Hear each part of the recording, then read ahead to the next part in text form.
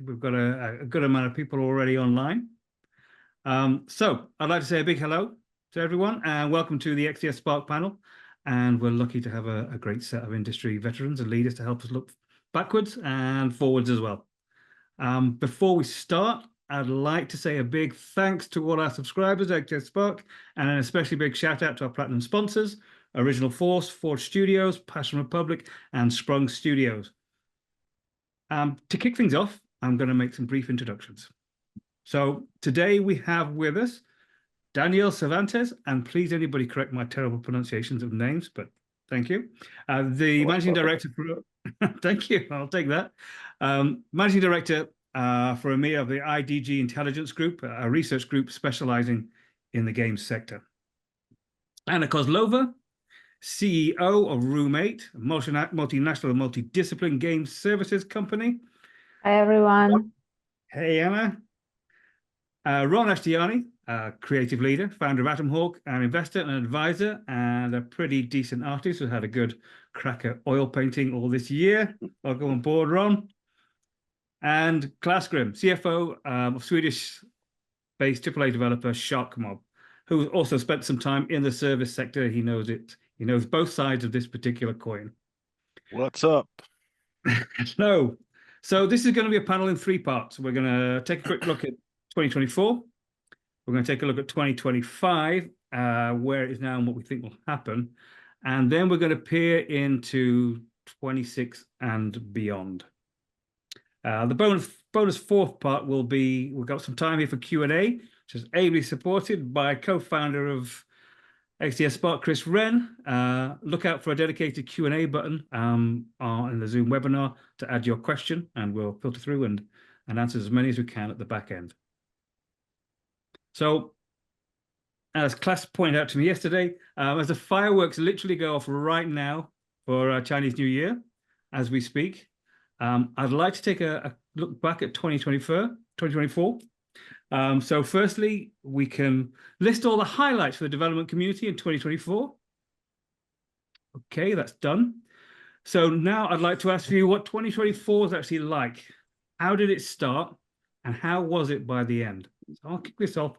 Ron, how was 2024 for you? It was obviously a turbulent year. I mean, I think at the end of 2023, I remember going to a few talks about surviving to 25 and how, we were going to have a rough time, but, hopefully by mid 24, things were going to start to pick up. That just didn't happen. It was just one blow after another. And I think what we saw is the smaller companies have mostly survived, but survived down on a skeleton crew now, and things are quite difficult for them. Some of the big companies, obviously like Axis and so on, didn't survive. And I think it's definitely been a tough year, and there wasn't any sign of it letting up by the end of 24 either.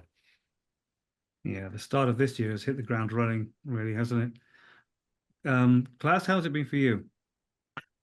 Yeah, I think I can only second what Ron was saying.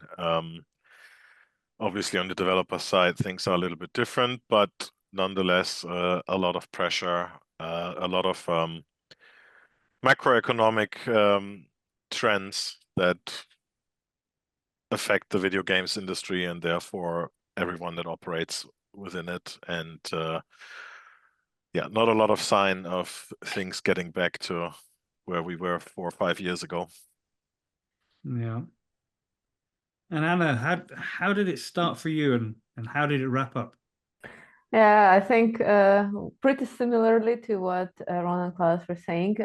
I've asked our team for one of the presentations, just make a reel of different politicians saying it was a tough year, it was a difficult year, because that's how we sounded internally, I think, on many presentations. But yeah, it was difficult, and I think that there are macroeconomic trends that affected us, and there are negative industry-specific trends that affected us as well. So industry had a double hit.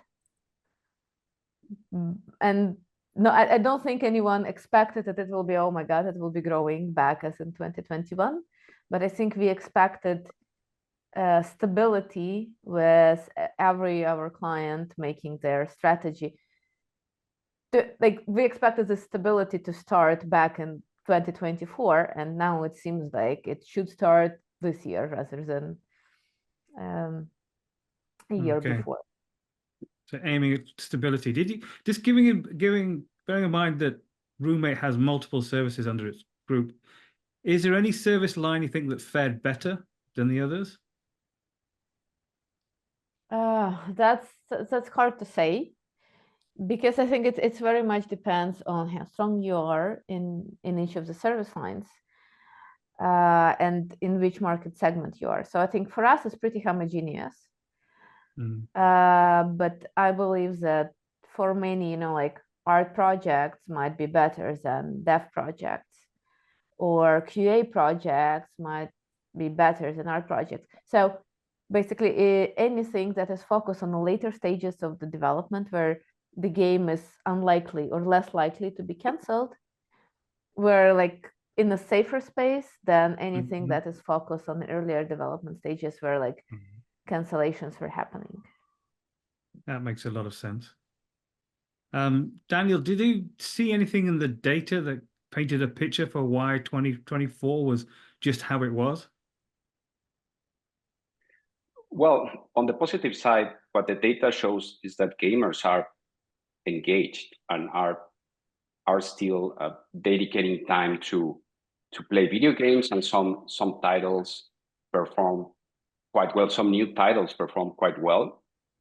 However, what we end up finding is that many of the companies overinvested during the post-pandemic early years. And now when we get to 2024, many of them realize that it was very difficult to get into the top ranked games or just to become a profitable company. And that's why we started to see some of these companies scaling down their footprint. Overall, we see that close to 20% of people working in games in 2024 left their jobs versus those who were at the beginning of the year. And what we also see is that some companies are faring this storm quite unsurprisingly successfully, growing their headcount. So when we look at the AAAs, many of them are growing their dev spend and their headcount numbers. Even though they had layoffs, they kept hiring people for certain new roles. So for us in consulting and research, it has been a very busy year, but probably the most difficult year to interpret because of there's so many different signals we have been seeing.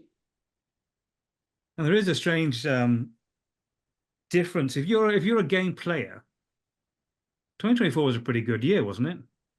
We had some good title releases. We had a good cadence of title releases. We had some big hits. We had some big expansions. It was a pretty, if you're outside looking in, it's a pretty healthy year. It's too much. That's the thing. It's too much stuff coming out and not enough time to play it all.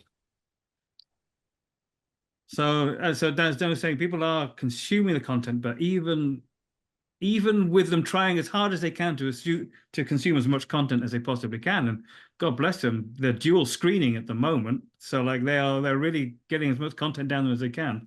There's still too much content out there. Is that what we're thinking? Yeah, I mean, I think that, I mean, we talked about this before, Sam, but I think that what we're seeing now is games that were commissioned, 2020, 21 in the bubble, but for COVID demand, do you know what I mean? And people were thinking there's going to be, oh, this is it, we're going to make tons of money. Started funneling and investing into more product and headcount and so on. And then the games have come out now in 24, 25, and there's just, people just don't have enough time to play them, and they can't monetize. So as a result, they're falling short on the numbers they thought they were going to make. And then, obviously that's going to knock on to 27, 28, when basically the games they're commissioning now are going to have to be loads smaller than they were previously because the budget just hasn't been returned back to them. So I think, not only is the budget not there, but it's also smaller because obviously they overinvested and haven't seen a return. So it's tough times. But I think on the good side, if you're I think publishers are going to want like games done in 18 months, but small teams, and so I think we, I think that the time of the 30 to 50 person development team is going to be doing really well, I think, over the next 2-3 years. I think it's also Anna, please. Sorry, I really like the Matthew Ball analysis that he published a week ago or a bit more, reviewing the how much time people are spending, who exactly spends this time on which titles, and so on and so forth. So I think we do still have a structural problem with the content, and maybe what Ron is saying with the smaller games, maybe less hours of gameplay with a different pricing, that can be a solution and another pocket of growth. Yeah, I think it's not only about game time or play time, because in the last few years we've seen a pretty significant shift in the business model of how video games make money. It's a shift away from free to play and premium, what was there before, to now to playtime, Game Pass, etc., where you get monetized, where you monetize your game not based on a purchase or a license, but it's how many minutes does the average player spend on your game. So that means when you're trying to get there, you're trying to make a game where people can spend thousands of hours or hundreds of hours on, versus a super polished 10-hour experience. And that, if you're doing that successfully, you're drawing a lot more hours that people can spend to your product compared to that focused single player experience. Now that has kind of also backfired a little bit, because doing that is extremely expensive. And I think what we're seeing now is a bit of a return to the polished single player experience, which is an experience that is a lot more easy to control, and yeah, it doesn't take that much to make. So as video game makers are hedging their bets, I think there's a bit of a shift towards that now. Now, of course, if everyone is doing the same thing, then you end up in red ocean territory regardless. But that is, I think, something that's interesting to watch. You think as well, like the price point thing. I know there's been discussion with games for ages, but I'm really hoping GTA 6 is going to come out and it's going to be 200 quid. Because I think if it comes out at that level, it's going to set a standard, And I'm like, I as much as I'm a gamer, something has to change. And while games now rely on time in game to see return on the financial investment, it's like, well, actually, if games were just more expensive, then this wouldn't be a problem. And if GTA 6 can come out and be $200 or whatever, then actually it's going to give the rest of us we can do that. It's okay. But wouldn't that just be for the AAA section? I mean, I think AAA would be what should be around about 140, 150. I think it was inflation kind of in there. But maybe 200. I certainly remember the 90s, early 2000s, when it came to having that kind of a game, you were the person who had that game. So like you had the AAA game and you took it around to your mate's house because you were the one who actually forked out to be able to buy a game that expensive. It was shared around the groups. Daniel, then you will sell less copies, right? So it will not help the overall revenue. I think pricing indeed is a tricky point, but probably only top AAA, not just AAA, but top AAA franchises can pull it off. It's a quest for perceived value in times where people have less disposable income. And with inflation still high and the squeeze still on disposable income, it's a hard one to sell, I think. But it might be statistically or might be right. Daniel, would that be about right? Do you think games should be around about 200 a pop on the top end? I don't think so. I believe that some of these publishers already had the chance to steeply increase the price of their highly expected games, and they haven't done so in the past. I do think that gaming will continue to provide an unparalleled value for money versus any other entertainment option. I mean, if you compare, let alone the movies or books, the cinema, if you go to a museum these days, it costs probably £30 per person, and it may last 1 hour, right? So games are really maintaining that premium of return on dollar or pound or euro invested in entertainment. And while I think some of these publishers will try to maximize the revenue they can make from the early adopters, hardcore users in the beginning of the launch, I do think that, I mean, GTA has been in the market for 10 years, and most of their, let's say, magic comes from that approach to live ops and to maintaining a steady community of gamers participating in it. So why would you want to just take so much money on the first month when you want your game to be for the next 10, 15 years still driving revenue? So I'm a bit skeptical on that. I do think that the industry has a good opportunity to do more, I would say, price arbitrage in certain countries. In general, entertainment is more expensive than in others, and in games, it's pretty much a flat price across the EU, the UK, and with its corresponding price in the US, and the income consumers are making in these different geographies is not standardized. So I think there's opportunities to enhance pricing and revenue, but I don't think we would see that GTA 6 priced above, I would say, a standard price for a new game. Of course, you will have the deluxe collector's edition maybe on day one, but it's priced higher, but not the standard one. You also need to think that there are games currently that cost $200 or more. They exist. If you're playing Crusader Kings or one of those games and you buy all the DLCs on day one, you're 200.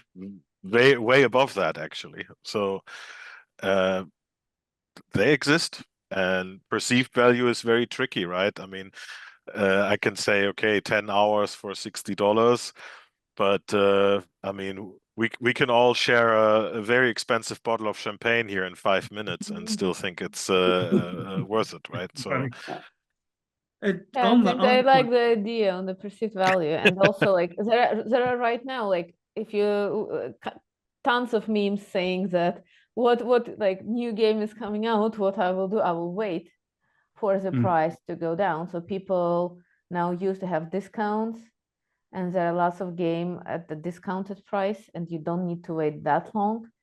So I think the competition from your own back catalog is there. Yeah. And I think if you're GTA, that's a different story, but if you're not. But what games, of course, they are scalable, right? So you can have a tremendously successful game and have a multiple 100% ROI. It's possible. And then if you look at, okay, how is that financed?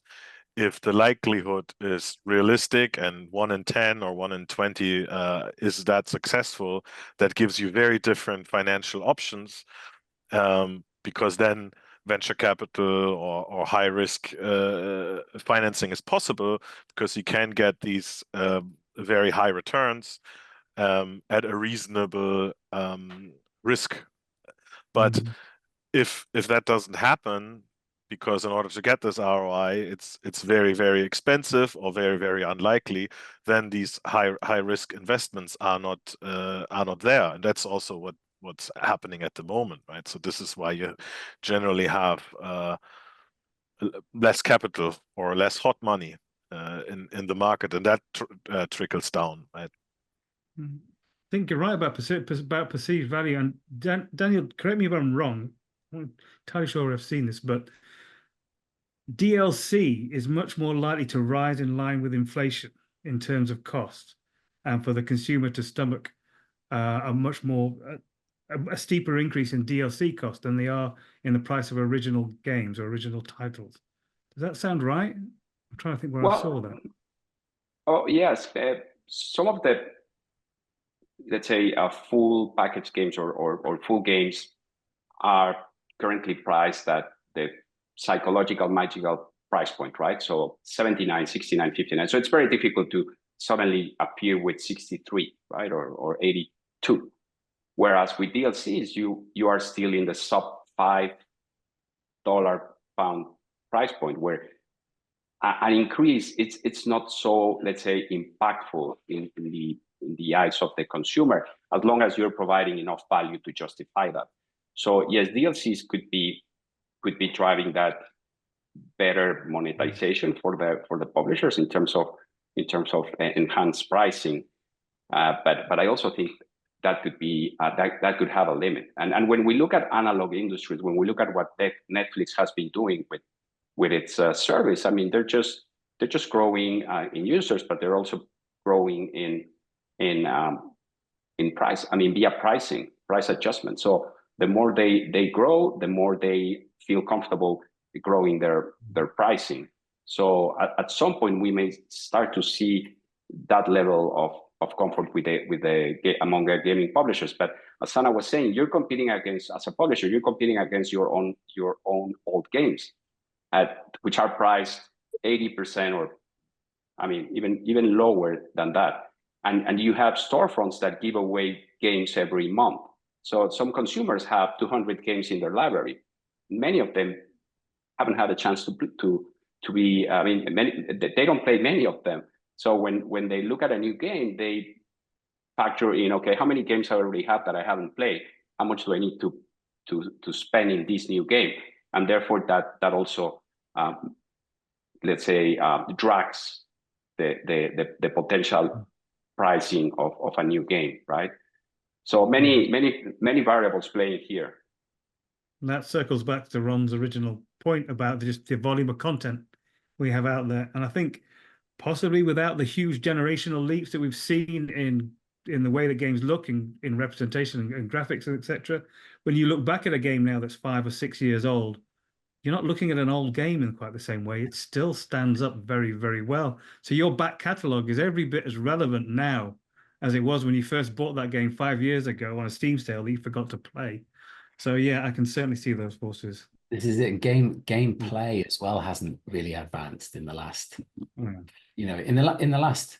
So a 20-year-old game plays like a 20-year-old game. Do you know what I mean? We've advanced a lot, but the stuff from 5 to 10 years ago, still kind of like, we're talking minor tweaks that people made to the same recipe. And so, yeah, you're right. We're competing with our back catalog. You know, everyone is, and the number of remasters as well that are coming out that are like actually these days quite easy to do, because the technology, you know, the engines that people are using now, up-resing the art and re-exporting it and putting it back in the same game is actually, you know, easy money basically. So that's why we're seeing a lot of remasters at the moment. It's low risk, and you know, it's selling to the same user base through nostalgia, and also through people's kids who maybe played that game with their dad 10 years ago, and now they're a young adult and they want to own the game again, but with new graphics. So,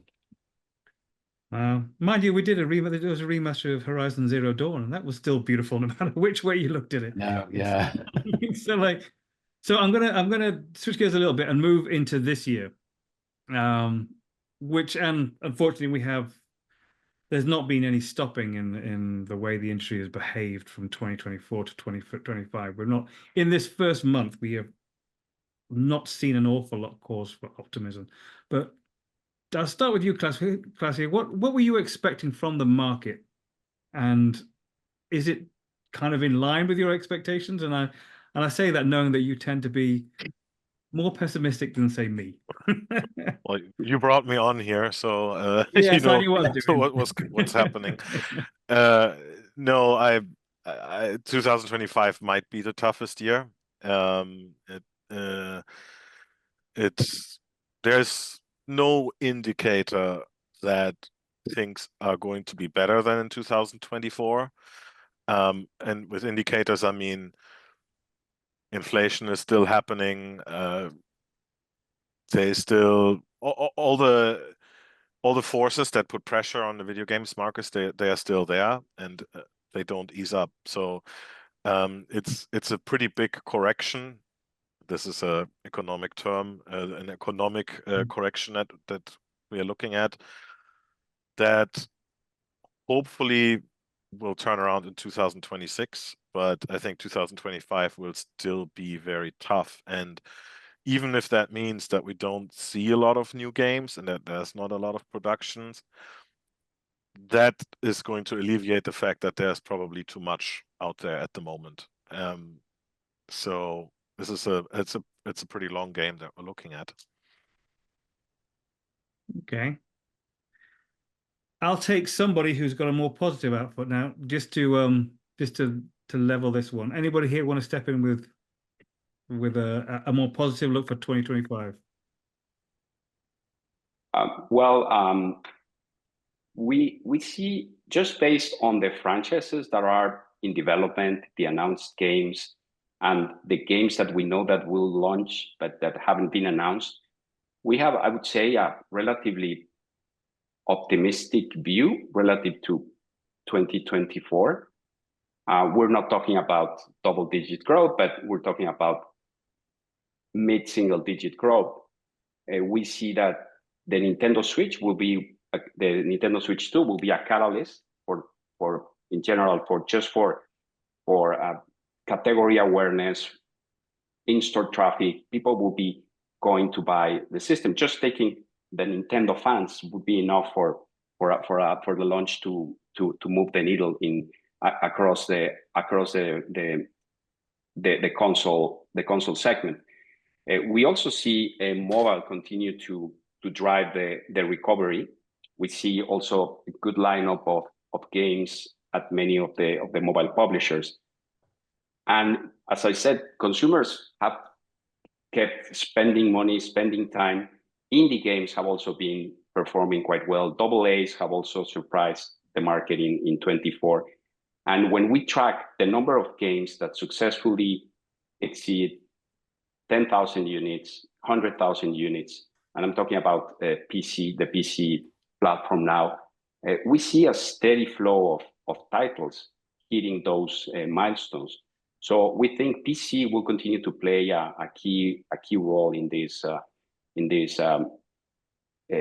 year's performance, and that's why we have this moderately optimistic view. Of course, the games that were slated and that we assume are going to happen may shift to 2026, so that could drive our expectations below. But in general, and talking about game dev spend, we also continue to see that game dev spend continues to increase despite the slowdown in consumer in revenue. So at the AAA level. So again, many different signals, but what we decode is that 2025 would have growth and would be at that mid-single digits level.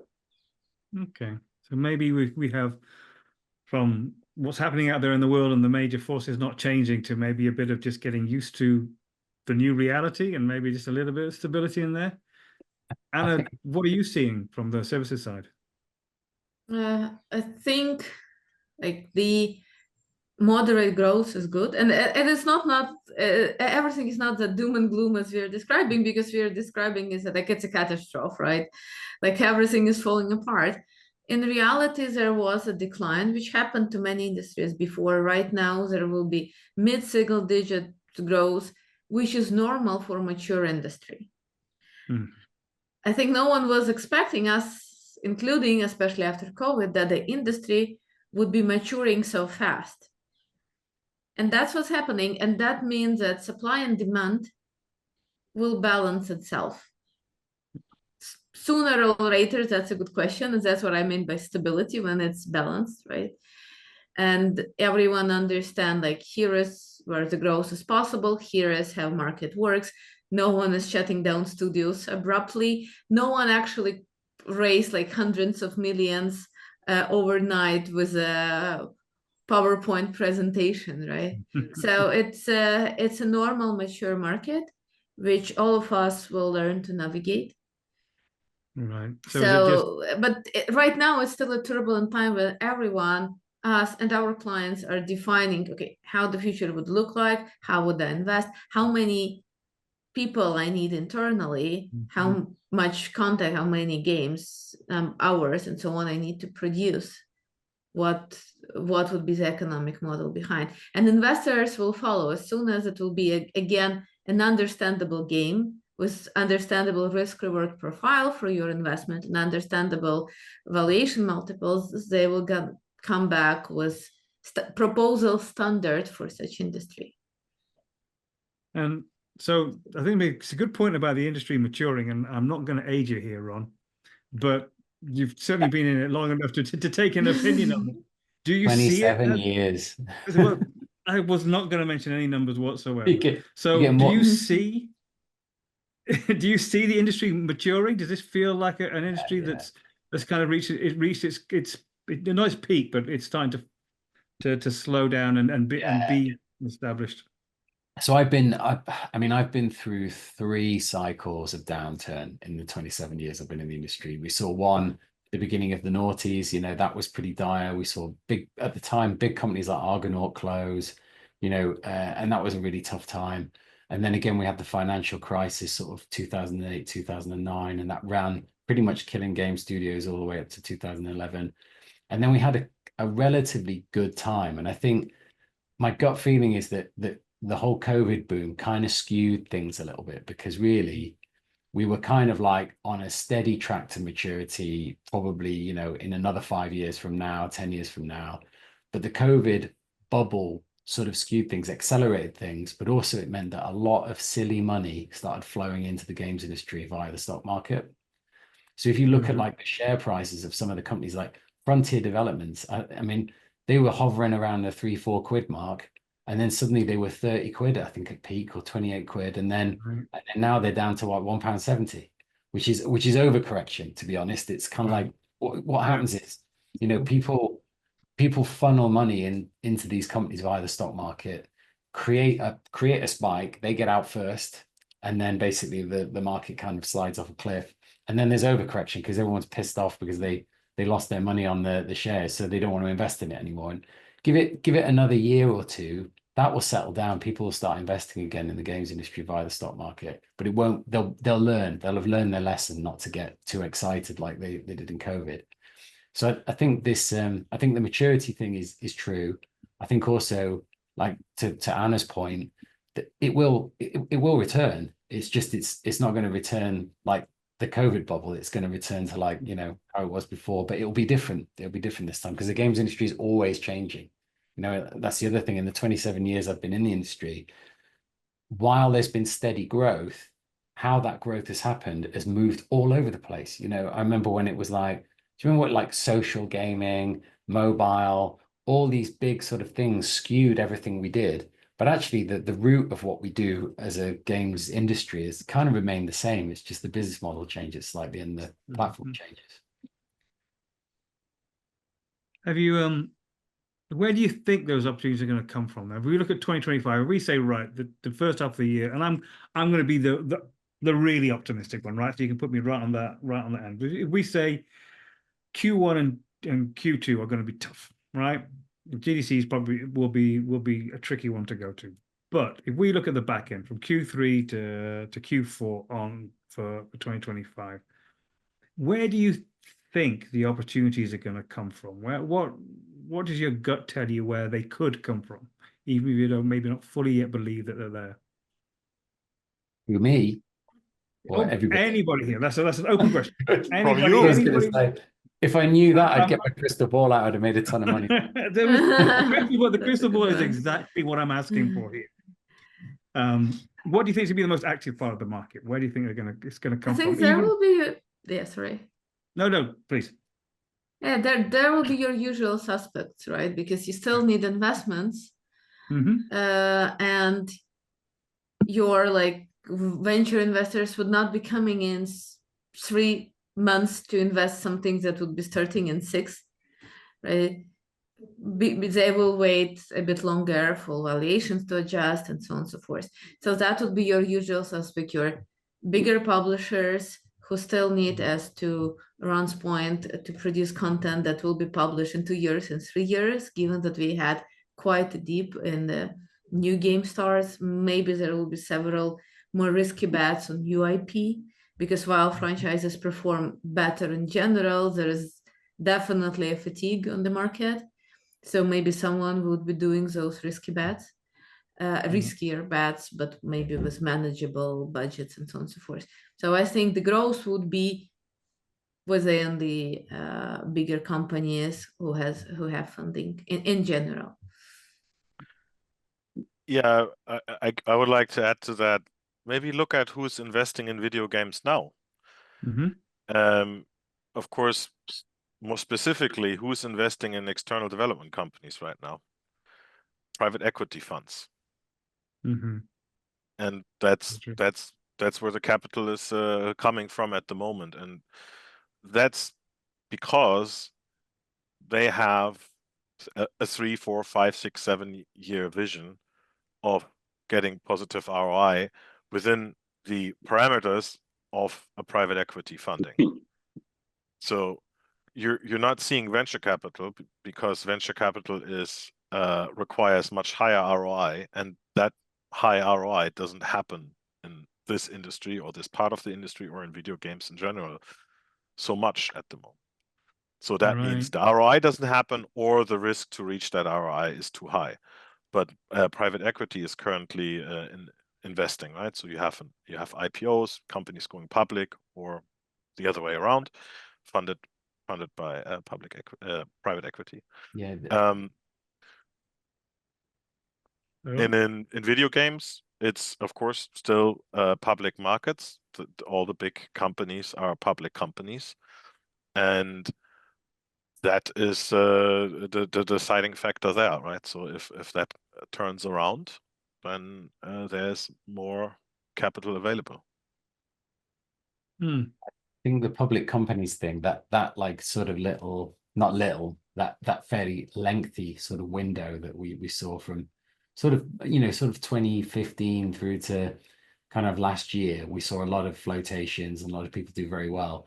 I think that's dead for now, because that market kind of, like I say, it's burned investors. That's my personal view a little bit. But I think that like you say about private equity, they're looking at this and thinking, well, if we buy these companies now, buy into them where the market is actually depressed, the values are lower than they were, and then it's going to bounce back, because it always does, like I say, historically it always does. Then they're looking at then which companies are they going to back to float, when the times are good again, because you float generally when the times are good, and when there's strong market sentiment, then it's a good time to do a flotation. But yeah, it's good that there's somebody still loving what we do and seeing opportunity. but like you say, they can basically wait 5, 6, 7, maybe even 10 years sometimes, whereas publishers, they need a game 2 years, tops, and that's the problem at the moment. I see opportunities in helping the shift from mobile to PC and console, and from console to PC to mobile. The AAA publishers in both arenas are trying to get to that frontier where they're currently not operating. So I think there's opportunity there. I also see an opportunity in helping connect the East and the West, so helping Asian companies better get to the Western market and vice versa. And I also believe that there is a huge list of dormant franchises. We have estimated that there are around 2,000 franchises just for the PlayStation platform, and not all of them launched or have launched a game in the last years. And what we have seen in gaming is that franchises that have been out of the market for a while, when they come back, there is still a fan base, a cult of users interested in playing those games. So digging into that archive of franchises and trying to identify which ones haven't launched, and also studying which publishers haven't really embraced external development so well or so widely as others, I do see that there are some opportunities to further penetrate into those big publishers. I mean, we have naturally drifted into the looking beyond 2025 anyway, which is where I wanted to go next. But talking about that, I think when we look to the future, how games are going to be made, we are seeing, even if development budgets aren't going by a huge amount, are we seeing the percentage of that budget going out to external support increasing? Are we seeing a shift to a wider usage of external development and a smaller internal studio team? When you think about maturity, right? So you look at the film industry and how that's operating these days. You know, most people are freelance in film. You know, sometimes they're attached to a business, but they are like, you know, film studios don't hire individuals other than a very small core team of people. And the workforce is quite transient, but it's transient in an organized way. So, you know, one of the things I was fascinated by when, you know, I worked on a couple of movies in my time is the way that the next VFX company will start saying, oh, we've got a production starting in, you know, 2 months' time. And they start to get a couple of people to move over and then the whole lot move over, but they're all openly talking to each other. Whereas in the games industry, we're very secret about our people. We're like, we don't want to, you know, and it's only when there's a layoff that they help people out. But actually, really, if everyone was sort of working in a way where it was more like, well, we're finishing here, we're going to downscale by 25%, you're upscaling in a minute, so let's move people across, you know, and be a bit more sort of open about the workforce, because that's how it works in Soho in London between the VFX companies. Do you think it's a matter of maturity. Yeah, sorry, go on. Yeah, I think it's exactly as a matter of maturity. That's a much more mature industry. But I'm here with Ron. There probably will be bigger share of titles done by, or bigger share within the title done by external providers, just because there's lots of costs, scale up, scale down. Publisher would not want to do that, especially if they believe that the creative part is their core business, while production itself, not that much anymore.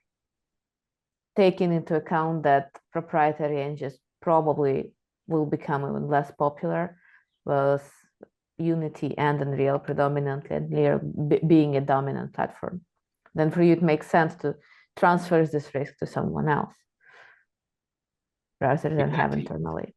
When you think about what happens in the movie industry at the moment, like, you know, you might get several companies working with Framestore all at once, or with MPC or whoever, and the movie company they know that's their external supplier and they're happy with that. You know, they're like, oh, you're going to get the VFX done by Framestore, great. You know what I mean? And that's how it's, you know, it's going to happen with the games industry, where it's going to be, oh, the publisher's going to be like, who are you going to work with for your external support? And it's going to be this company, this company, this company. Oh, we know them. Cool. That works for us, you know. And I think that people are becoming more transparent. I mean, I remember when I founded Atomhawk sort of 15 years ago nearly now, you were sort of like, you know, wondering whether the developer had even told the publisher that you were supplying this art for them, because sometimes they didn't want to tell the publisher that they were using externals. Whereas now it's nowhere near as secret as that, and it will only become more open. I think I'm thinking about now. What is my next question? Really, what do we need? What needs to shift inside the industry for this kind of transition to happen, for it to be successful?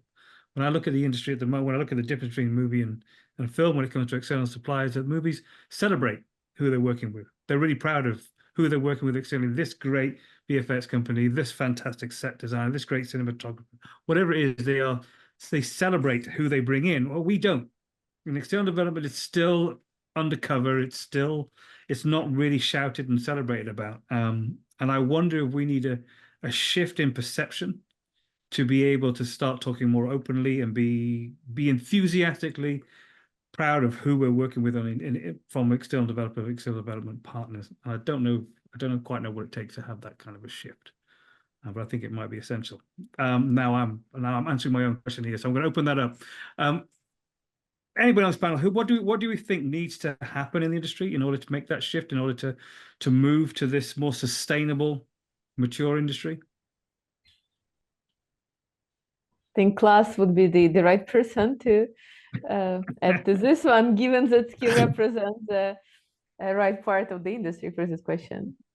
I think, I mean, I can't speak for the industry, of course, but I I don't know about we're not celebrating the people that work on games. That's not what I'm seeing, but I'm not seeing everything. So, I mean, you have hundreds of people working on a game at least, and I know here at SharkMob we celebrate. We are very open who we work with, and you know, we're not writing LinkedIn posts on behalf of the people we work with, but we are always happy to support them getting the message out, right? And that's not even a question. If the question is how would the shift happen from less internal to more external resources? I think it's something that makes sense. And I think there's not a lot of resistance to that. But you need to have it's not like a conscious decision, okay, now we're outsourcing 50% of our budget. Okay, let's go. Because you need a very specific organization and structure for that, and that just can't be an afterthought. Because the difference in mindset of a service and a product company is quite big. As a product company, you're figuring things out. As a service company, you're, well, tell us what we need to do, and that's a bit. There's pros and cons for both ways to look at things, right? But that's a bit of a, there's some bridge building necessary that is not trivial. But I think on top of that, going back maybe, let's say, something like 20 years when outsourcing was an afterthought, that there was a lot of secrecy around it, and you know, you had to travel to, I don't know, China and find a studio. You know, so, and it's the options are very out in the open right now. It's a lot more professional, and now you have companies that are in the business for 20 years, and as a buyer, or where you also have a much bigger and more professional organization behind yourself, you have a proper procurement process. You work with established companies, and you know, it's very hard to justify to work with someone who's not either extremely established or extremely specialized. So that's a bit of a, how do you make it? How do you make it? And that's so that opens up the question of, you're right. So people are still going to start new companies. There's a lot of reason to start new companies right now, because with the industry layoffs, there's veterans who know exactly what they're doing and are in a great position to not just start development studios, but to start service studios as well. But then to break in, like you say, people are de-risking. So they're going with it being established is a massive, massive strength right now. I'll open this one up again. And where would a new company, where would a new service provider, where should they look for work? What's going to be a market that is open to working with non-established companies? I mean, I think it's really difficult, that, and I don't ever want to put new companies off from coming into the sector, because I think it's what keeps things good.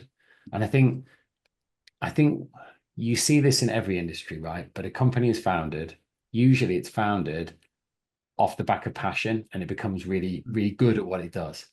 But it's like a trajectory like this, and the most successful companies manage to stay on their A game for a long time. And the lower, less successful companies, they tend to go up and come down quite quickly, because customers realize when you've gone off the boil, you know, when you're not as good as you were, and you're sort of selling, like, you know, it's becoming a bit formulaic. It goes off the boil. So I think it's about I think if anything, that engaging passion, being good at what you do, being passionate about what you do, and obviously, you know, it's a really tough market now because it's so mature. I mean, I was saying, you know, to you guys the other day about like when I came out and I'd sold Atom Hawk and I tried to go back into creative services again, bearing in mind I've been doing it for 10 years. So I thought, I know what I'm doing. I'm just going to go straight back in. And I just hadn't factored in that the market is so mature now, and everybody, you know, it doesn't matter how good you are, or how passionate you are, who you know, they just don't want to take risks on an unknown. So it's yeah, it's a very different game to what it was 10, 15 years ago. Let's ask you here, Daniel, do you see sectors of the market that are new, that are moving around, that could be more open? There's a bit of activity and it could be more open to some of the newcomers, some of the new service providers? I think that, as I mentioned, the AA's that are emerging as the, let's say, big surprises and new winners, I think some of them could scale and become, I mean, a very attractive client. And if the service provider can spot which these players would appear, I think that could be probably a good exploration. I mean, there's multiple ways to spot, okay, which games, which publishers are coming up, are launching their games soon. They don't have probably enough people to develop their games. We have tracked that people working at an indie game has tripled versus the average number of people that we saw in 2017. So these budgets are starting to become less of a rounding error. So looking at that side of the market could be another idea to explore.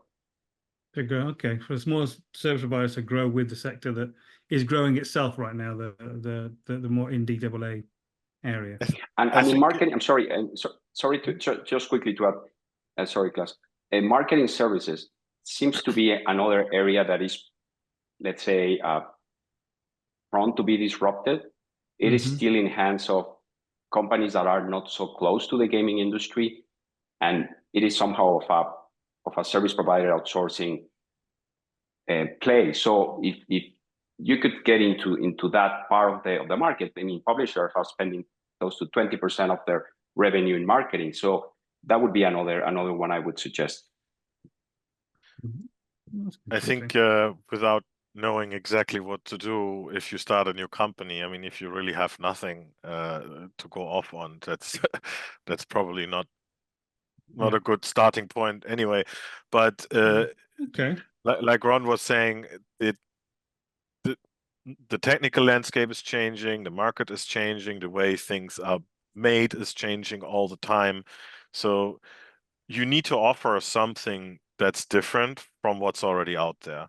So you can try to be cheaper than everyone else, or you have a specialized skill that actually justifies someone to say, interesting, let's have a look at that.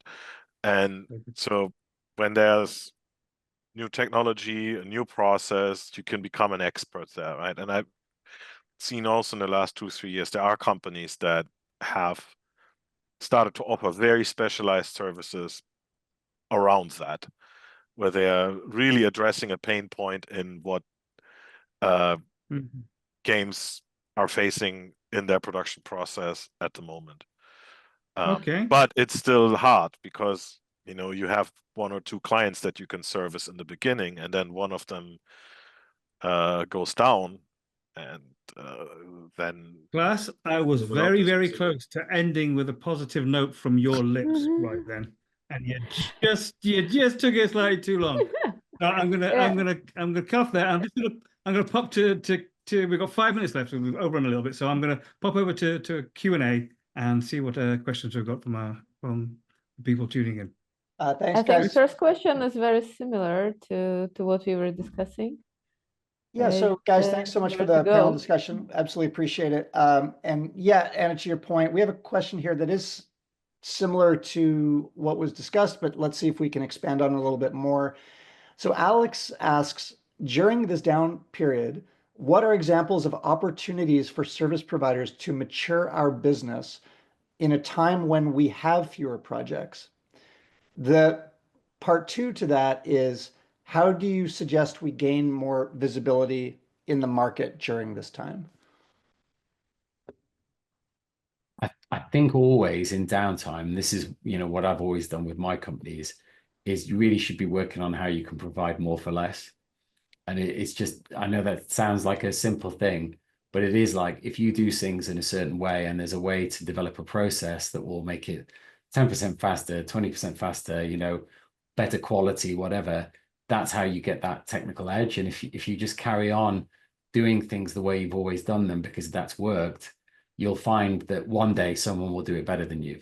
So you have to always be sort of reinvesting a certain amount of your time and money into getting better at what you do. Yeah, sounds like good advice. Yeah, I think right now is the market is driven by trust, especially if you're in the co-dev area. So it's the relationships that you have and the experience of the teams that you have.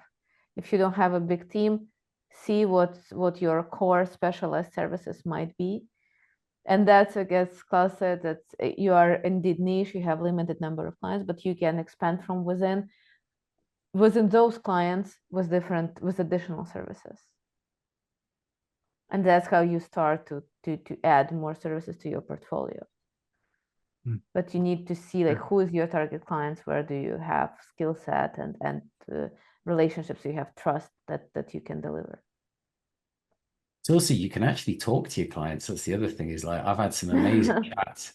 You usually not in the actual meeting you're having through work, but you go for a bit of dinner, you go for a drink or whatever, and you sort of ask them, what's the pain point? And usually they'll tell you what the pain point is. And then if they haven't got a solution for it, you can always go away and try and figure it out and work with them on it, because most people are more than happy for you to help them with their pain points, as long as you're prepared to talk to them about it. Sam, last quick question here, I think, before we wrap up, from Pierre. As a service provider, I'm curious to know which events you consider the most important to attend throughout the year to connect with potential clients. While XDS is clearly a key event, what other events would make your top 5 for creating meaningful opportunities? Heavily depends on what you're doing and what your size is. So, but in general, right, it's what do you provide where you're located? Definitely, apart from XDS, you have DICE, you have Gamescom as the biggest conferences. And then I would look at, if you're on a smaller scale and you have niche services, maybe looking at the specialized conferences nearby. The best way to look at it is, who is your target client in terms of genre and in terms of person inside, basically what are you providing, and see where those people are going. Inside the conference, you always see the list of participants, or you can see who joined on LinkedIn based on reaction. So you can see what is a target one for you. So research is really going to count for you to find your own personal best top 5 conferences. Well, that's great advice. I'm going to wrap it up right there. We're on the hour. Say a huge thanks to Ron, Claas, Anna, and Daniel for giving your time and your fantastic insights. I'm going to wrap up by saying, remember to follow us on LinkedIn, join our mailing list through the site, subscribe to the YouTube channel where you'll find more videos like this and from other great sessions. Thank you for joining us all. See you next time, and happy New Year of the Snake. Goodbye. Thanks, Thanks, Bye. Sam. Bye. Thank you. Bye-bye. Bye-bye.